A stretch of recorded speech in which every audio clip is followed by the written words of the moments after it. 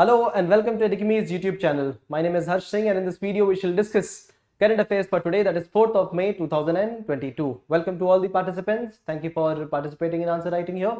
Kriti, Bhabani, Ashish, welcome to all of you. Amlan, Gopal, welcome back. And Hima, welcome. And everybody else watching offline and watching later, welcome to all of you. Let's begin this discussion. But before that, what do we have? We have the quote of the day.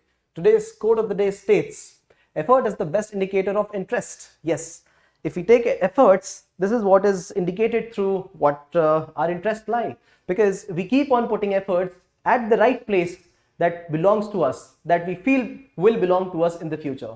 And that's what is the indicator of our interest, right? So if you are interested in sports, it will indicate automatically with the kind of keenness we apply in the sporting activities. If you are interested in getting through the civil service examination, this is what exactly is required to know what is happening around the world. Because earlier, the mode of examination was different. It was far more theoretical, but right now it is practical based. What is happening around the world, UPSC is asking questions on that. And that's where previous year question, developing understanding through what's happening around the world, peer interaction, this is what is shown through the keen interest that we have, and also indicates through the UPSC examination as well, be it prelims or main examination. So effort is the best indicator of interest, and when the effort is put, result will also show up. So interest, effort, so interest happens at the level of mind, and then it leads to what happens at the level of our efforts, right?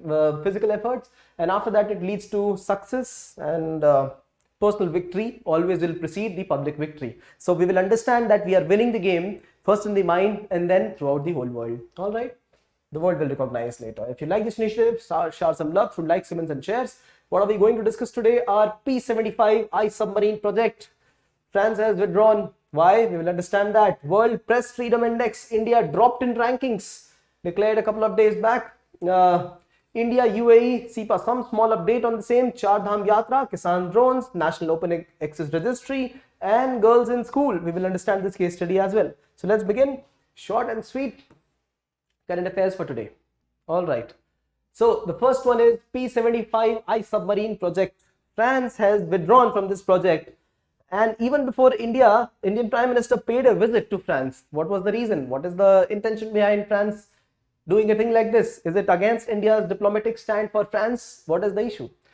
Before that, let's understand a quick history of submarine projects in the country. In India, we've got around 18 submarines right now, and a country like China has got more than 40 submarines. Pakistan has got more than half the number of submarines that we already have. China also has a number of nuclear submarines. We have got only 2 nuclear ballistic submarines, and rest of them are conventional submarines. Now, India, in the year 1997, India's Cabinet Committee on Security, which is headed by the Prime Minister, it said that we want to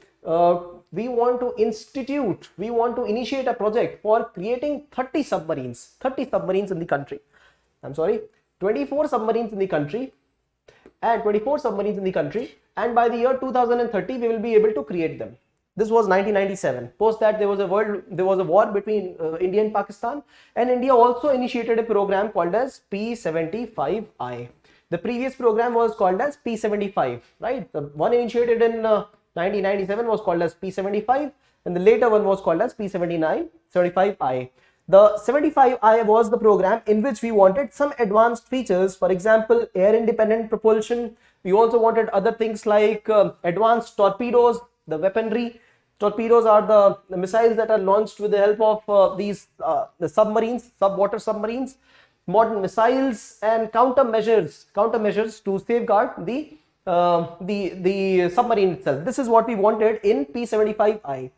So India initiated a project in which India said we will create 6 submarines through project 75I, and the other ones will be submarines themselves, but then they will not be AIP submarines. They will have different technology. 6 of them would be nuclear submarines, nuclear powered submarines.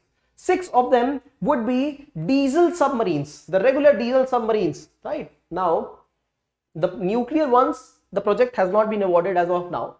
India awarded the project of 6 AIP was in the process of awarding project for 6 AIP submarines and 6 conventional diesel submarines. See, even air independent propulsion submarines are diesel submarines itself, right? But then they will be using a different technology for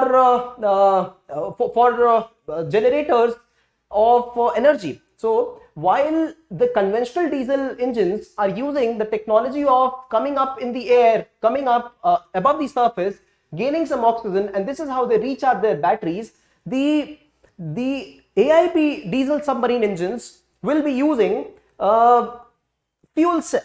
If you have watched the editorial that I had shared on fuel cell, you would understand here we are using hydrogen and we are using oxygen, both of them in tankers, in gas tankers, and they would react with each other to produce energy and only water. Now, this is what was the technology that was to be used for air independent propulsion submarines and with some other features. See, all the 24 submarines that we are speaking of creation, they had to be created with indigenous technology itself. Indigenous.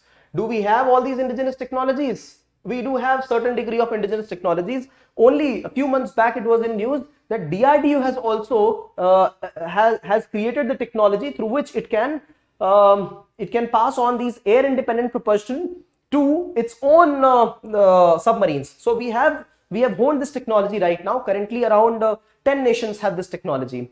Now all of them to be indigenous. Now either we have them or the idea is to have technology transfer, right? So slowly and steadily the technology will get transferred to India. And India initiated the project for the conventional submarines. Now the 6th submarine is due to getting delivered.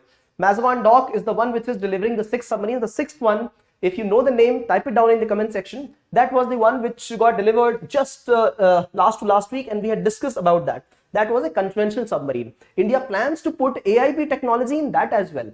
India plans that. But right now it is building exclusive AIP 6 submarines, which it plans. It has built the exclusive diesel submarines. The nuclear ones are pending right now, and then we will have 6 more coming up later.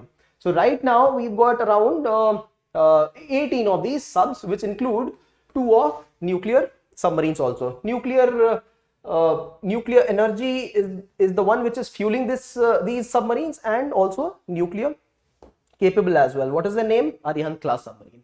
All right. So India had initiated a request for proposal. So request for proposal is a document which contains what is the entity that we want to purchase from the market. It should contain what is the pricing that we are looking at. It should contain the specifications that we want in that particular entity we want to purchase. For example, submarine. So we would say we want AIP technology. Second, we want technology transfer. Third, we want them to be produced in the country. Fourth, you will have these all technologies given to us. For example, advanced torpedoes, counter measure systems, all of them to be given to us. So this is the request for proposal, and then bids are then given back to the government, right? So bids were given by 5 different parties. One was naval group of France, and then a German group as well, ROE of Russia, Daewoo of South Korea, and Navantia of Spain. 5 groups. And now India had initiated the RFP quite a few times, 2008, and then changed some specifications to in 2010, and then later again released them in the second decade as well. Now repeated changing of the request for proposal, repeated making the target deadlines far more stiff for the organizers. This is one of the reasons that irked the suppliers. The second one is these original equipment manufacturers, these companies, they had to create these entities abroad and possibly bring it to India, and this is where they would be fixed. So original equipments would be fixed in the devices, and that's how India would be able to use. Now, France is supposed to say that, France has said that the fuel cell technology that you require, and that RFP that you have said, you wanted this technology which is proven at sea, and we do not have this technology which is proven at sea. We have developed the technology, but we have not developed it and not proven it at sea right now. So this is why France says that we are withdrawing from this. But then imagine France being called as the new Russia, from where we develop and get technologies. Technologies like solar technology, nuclear technology. Rafale is from France, right? And then we have the conventional submarines also build, diesel submarines also built with the aid of naval group itself, right? So when France is providing so much of technology, why are we seeing that this technology is not sea proven, or what is the issue? The underlying issue which is being said everywhere is that they do not want to possibly transfer the technology as early as this time. On the other hand, the German group says that if everything goes right and if we get this contract, we'll give you the first sub by 2032. All right, India needs submarines. India's total spending in naval power as proportion to the total spending in defense GDP is only 14%. So if 100 rupees is given to India's defense sector, only 14 is spent for Navy. See, this is where the criticism lies. We have discussed this innumerable times. We are fighting at that kind of hostile places, hostile terrain, which are not of high utility to either India or China. That is the reason that there is sparse population, the Ladakh region and the Pakistan occupied Kashmir region and Arunachal. Not that we should not empower our forces there, we must, but then we must also utilize naval supremacy, right, which we are not doing right now, which will be done through the help of these P-75I and P-75 projects. P-75 already initiated, the last submarine, yes, Vagshir, which will be commissioned in after sea trials. And P-75I has been delayed by a huge margin, Now we are only looking at possible production, first production by the year 2032. So 10 years from now, we are delayed. On the other hand, China has been delivering submarines every year. All right. So this is the update here. Now, the way UPSC asked question, I would say we should also know about the issues with this technology, that is fuel cell. Now the issue, what is the reason that we want fuel cell engines is that the vessel will not have to come up every now and then to be able to extract oxygen, with the help of which it recharges its batteries, right? It would not. Now earlier, this is the conventional diesel ones, but then if we have air independent propulsion, the vehicle, this vessel will have propulsion without the availability of air, with the help of the hydrogen cell, fuel cell. Now, when we do this, we might think that the vessel might not have to come up in the surface for months and months, which is not true.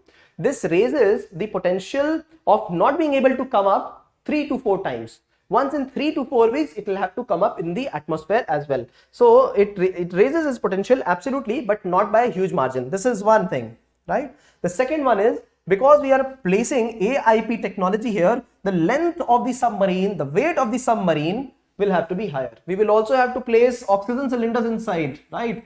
So oxygen, hydrogen, these are the gases which can result in inflammation. So more security is required. And if you want to store liquid oxygen and increase the length and weight, the unit cost will also rise per submarine, and we also need technology for all this. So this is the headache for us. All right. So this is the advantage and the issues related to P-75I submarine project. Questions, please put it down. Good evening, Vivek. TVSP Deagle, welcome to you as well. Okay, the second one is World Press Freedom Index. All right, thank you for mentioning, Babani. 150th rank from 145th for India. Yes, India's position in the World Press Freedom Index has deteriorated since the last year. Now we are ranked at 150th position out of 170, 180, I think 177 countries or 180 countries around this. This is the number, right? And India's position is 158th right now, along with its neighbors, which are also positioned a very, very similar position, right? So if we see Pakistan is positioned at 157, Bangladesh 162, Myanmar 176, all of them at very dismal and very, very poor positions. So democracy index itself in our subcontinent is not as high. This index is prepared by Reporters Without Borders, Reporters Sans Borders, a French organization. We have Doctors Without Borders, we have Reporters Without Borders, all of them French organizations, right? The countries which are at the top are the Nordic countries, Norway, Denmark, Sweden, and then Finland, all of them here in the top. And the countries which rank the least, North Korea ranks the least. And along with that, yes, 180 countries. So North Korea ranks 188, China ranks, imagine 175, Russia ranks 155, right? So not only press freedom, they in the democracy index also they are placed very poorly. right? So not free countries is what they are called as. This is the situation with the whole of Indian subcontinent as well, apart from Nepal and Bhutan. All right, so ranking of Bhutan is 33. Nepal's ranking has improved, in fact. Now, in specific about India, the report says that in India, reporters are being targeted. There is internet shutdown happening. In fact, India topped in the list of internet shutdown around the world yet again. Topped along with countries like Myanmar, Sudan. So this is where India's ranking is placed for internet shutdowns. That is very much similar to press freedom, online freedom for press. Now, wherever there is critical reporting happening, wherever there is a reporting which is against the government or dissent, which is said to be dissent against the government, there is a huge crackdown on the media. Not only that, there is also coming up of a self-styled custodian. They might not be government agents, but then they are also empowered enough, powerful enough to have a crackdown against the media itself, right? So there is job insecurity, there is life insecurity, and what government must do during these times are have a fair, independent and impartial investigations. This is what is a strong recommendation from Reporters Without Borders. It also says, the report says, twofold increase in polarization has happened, amplified by information chaos, that is media polarization, fueling divisions within the country and between the countries as well, between regions and countries. So this is a very important crux here. Polarization is happening in the media space, and this is happening because of information chaos, and this is leading to further divisions within communities, within country and between the countries. Important analysis. Now, we see the example of these every time, place examples. Polarization example is what happened in Donbas region. We saw that there was an information warfare where people did not know what is the actual and accurate information. There were information being provided from both the sides, from Russia's side, US's side, and we did not understand which was the right information. So polarization from both the ends was there, especially about if Russian people were being persecuted in eastern Ukraine or not. Has Russia started the attack on Ukraine or not, right? So information was led by information chaos. You can also write the word disinformation here. Disinformation or misinformation. I'm sure that you know the difference between misinformation and disinformation. So disinformation is one of the key words here, and this is how you come to understanding how World Press Freedom Index has evolved now. All right. So I'll take up the questions. I'll take up all the questions here, but towards the end. Hi Vishal, good evening to you. Okay, moving into the third one is UAE India Comprehensive Economic Partnership Agreement. We have discussed this in the feature news. A quick update is that the complete document has come out on the CEPA agreement, and few important stressor areas are rules of origin. That means if the products are originated in India or in UAE, this should be determined. This should be determined to understand if the product can be exported to the other economy and that product should receive that advantage or not. So this is one important agenda. You must know, for example, rules of origin. A simple example of this would be the example of import of toys. The example of import of toys. Now, India and Vietnam share a trade agreement, and many of the toys which are created in China are being routed to Vietnam, and then we are able to procure these toys.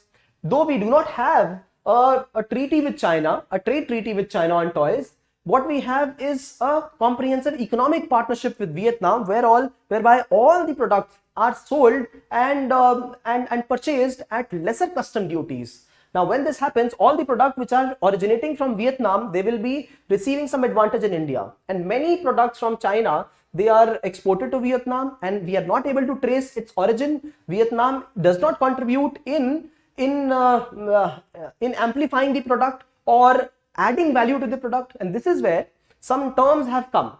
For example, having 30% or 35% of value addition in the product. If the toy received from China has some value addition with Vietnam, then it can be under the rules of origin that Vietnam has created this product. If not, then this item will not be under this kind of exemption of CEPA. So this is a very important indicator. Again, see, India has not been receiving this kind of rules of origin very well because we were not aware. Another example is South Korea. I had discussed this example that South Korea is not very much powerful in the production of a mineral. Can you please put the name of that mineral down? Yet, since South Korea has got a CEPA with India, it exports a lot of entities of that mineral. Please put that mineral name down and you will understand about the rules of origin better.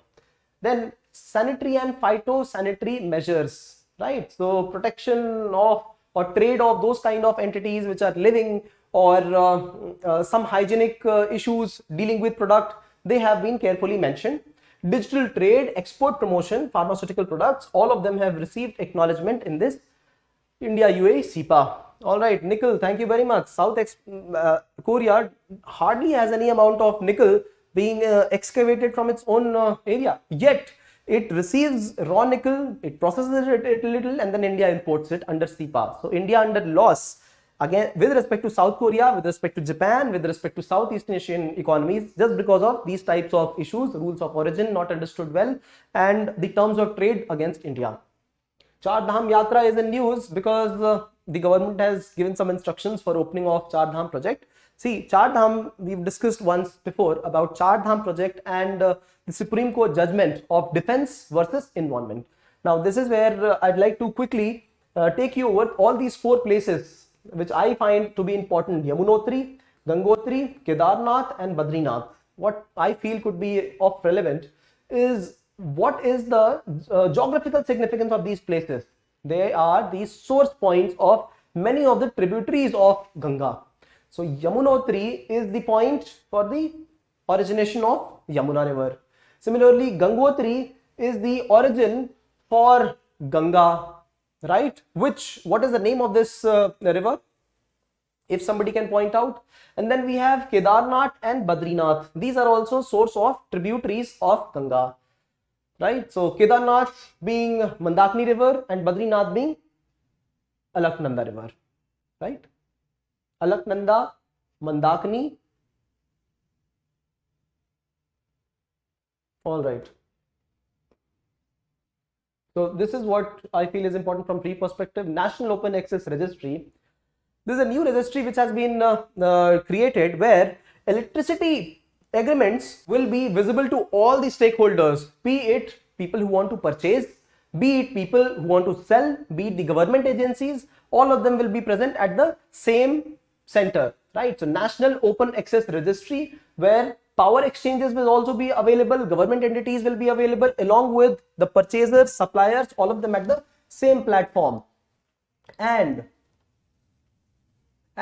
National Load Dispatch Center, National Load Dispatch Centers, Regional Load Dispatch Centers and state level dispatch centers, all of them will also have a clear access to how much electricity is being purchased, how much is available, what is the rate, tariff, and it will be clear and transparent to all the stakeholders. Is it not required? Yes, this is called as the integrated energy grid for the whole country. All right.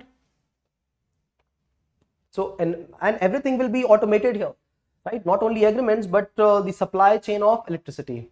Kisan drones. Why in news is because government has recently initiated a project, a conference on using these drones for delivering the organic products, not chemical products, but organic products to be delivered with the help of drones. So there have been projects where the private agencies have said they will start delivering drones at the subsidized cost to people. So drones as a service and submission on agriculture mechanization, both can be seen from the perspective of initiating this project. So precision agriculture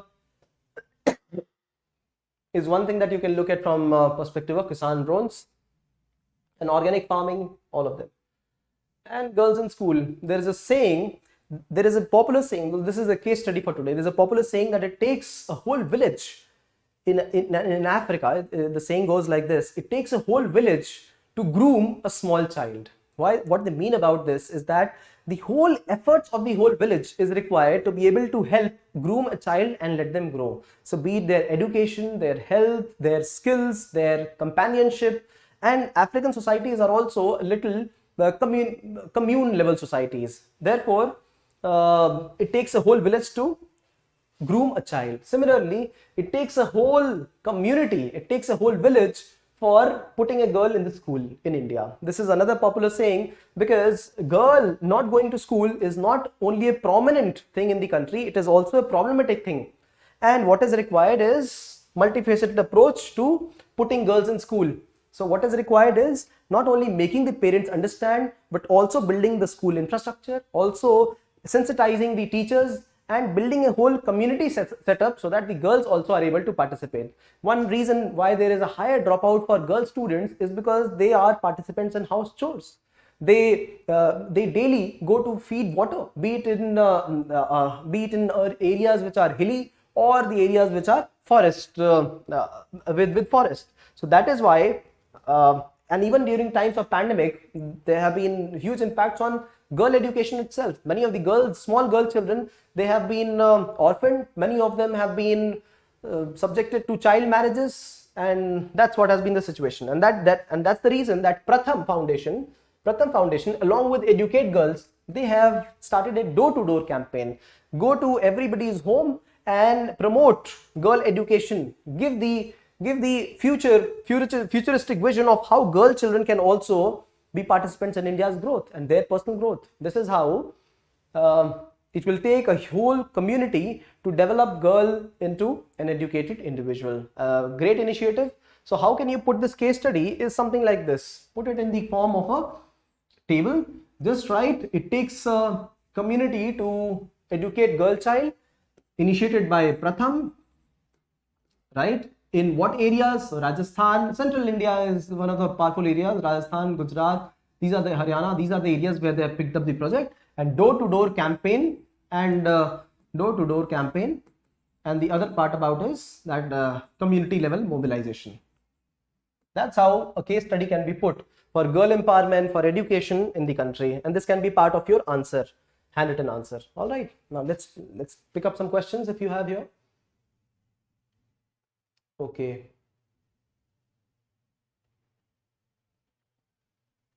Ines Vakshir. Okay, good enough. So a quick understanding about the ships as well here. I had shared this previously, but then SS stands for ship submersible, right? A nomenclature used by Americans and now being translated throughout the whole world. When we look at the ship submersible, that is the submarines, they can be divided into various ways. For example, if the submarine is diesel or not, if the submarine is nuclear or not, right? So we are speaking of how it is powered through diesel or nuclear. So if the submarine is powered with the help of nuclear, this is called as SSN, and this is where we speak about the capability of submarine, right? So whether it is conventional submarine or whether it is nuclear capable submarine. Nuclear capable means it has a nuclear warhead. So ballistic missiles, and these are the short range tactical missiles or short range missiles, right? So this is where we see SSBN, ship submersible ballistic nuclear. India has got a couple of these. So Arihant class. We also had Chakra class submarine, which we had leased from Russia, and it has been sent back because the lease period has ended. Arihant class, indigenously built ship submersible, which has got nuclear capability in the country, and this is also nuclear powered and nuclear capable, both of them. And then we have SSK. SSK is the diesel conventional submarines which have short range, and they are called as ship submersible hunter killers. All right. And what about, so see, there is one thing that you can look at from this image, if you can understand. If there are questions, please put it. And what you can clearly see is conventional warheads don't need to go very far, right? It is the ballistic warheads which will go very far. So conventional warheads, we can also build nuclear submarines, but the more potent will be the diesel submarines and the AIP submarines, air independent propulsion submarines. Very simple reason is, why do you want to take the nuclear submarines that far in the ocean and then fire these weapons at short range? What we would want is to build nuclear submarines, nuclear capable and nuclear powered as well. They can go in deep sea, be seated at some places for 6 months, remain hidden, and fire strategically when required. So India has got a couple of them. China has got far more than what we have. And when we speak of the diesel submarines and conventional ones, SSK, we got 16 of them in the country. All right. So this is the update here. India has submarine even less than North Korea. North Korea is a military state, right? That is where we differentiate between a military state and a non-military state. North Korea has also said, it has also threatened the whole world. In case anybody attacks us, we will retaliate very well with nuclear forces. Okay. North Korea is number 1 when it comes to military spending as a percentage of GDP, military state. Why South Asian countries rank behind? See, when these agencies which create this kind of reporting are from Europe and from America, it is natural for them to put developing countries behind. And not that there is, less. See, press freedom is available in developed countries, largely it is available. But we see attacks happening on press, but this is not state which is attacking the press, right? For example, if you had heard of an attack on the press agency, I'm forgetting the name, it had created some jokes on some Islamic religious scriptures and events. So there was an attack on that agency, but it was not a state-led attack, right? But then when we see attacks on press agencies and the state, that is the government not coming to rescue, and when we have self-styled people who are also vigilantes against reporting, when the government itself is on the back foot and trying to defend every move by the private agencies, by the private press, that is where the idea has been to criticize these kind of issues. So India has been placed at 158th position. Even I think it doesn't deserve this, but I have not done sufficient research to tell you the intricacies, how this was ranked. Now these kind of rankings do pressurize somehow the developing countries, although this should not be put on focus. India must go ahead with what its stands are. If you want to look at those stands, opinions are provided and we discuss editorial on that same. So 10-minute, 5-minute discussions, and India is at a very strategic position. So these indicators are only think tanks pressure creating tactics we must ignore. But then for UPSC we will have to look at these. It provides us credibility of knowledge, credibility to the examiner, right, of our opinions. Okay, Vishal. Okay, TV SP.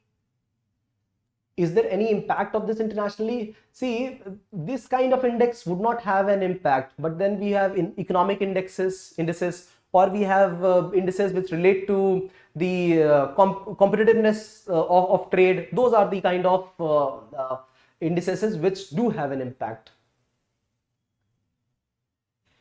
Give Indian examples on what? Vishal, please repeat. Loss of revenue around 3 billion due to internet shutdown. Yes. Kashmir's economy is a prime example of how loss of revenue has happened because of internet shutdowns. Kashmir's economy has seen 2G connections since 2019, August 2019. And after that, COVID, and the economy fell further down, and there have been more than 500,000, 5 lakh job losses. So be it the tourism sector, because tourists wouldn't be able to come if there is lesser availability of networks. Then we have the sectors related to the wood, all of them impacted because shortage of demand is happening. Then wood carvings, furniture, and then we have carpet industry related to food and food products, all of them severely impacted because of COVID and internet shutdowns. Charlie Hebdo, yes, thank you. That's the name of the organization. Okay. Rules of origin is one of the biggest problems of trade with ASEAN. Now you've started to know the examples. So it's great that you've started to know the examples. Have 5-7 examples. I remember having covered the example of plastic as well, right? India being able to export, not being able to export plastic to Vietnam because Vietnam and Malaysia and Vietnam and Indonesia have got plastic treaty whereby the custom duties are subsidized. However, India, Vietnam do not have that treaty. So Vietnam never imports plastic from us, but then Vietnam is supplying its good at subsidized price to us. So this is the initiative that you must look at, rules of origin and how it is impacting India. Potential question for main examination as well, right? So if you like this initiative, shower some love through likes, comments and shares, and let's quickly meet in the featured news for today, which is on a very interesting topic, India's wheat journey. Thank you for participation. Questions for offline viewers, please put it down in the comment section. We will get back to you. Thank you for watching.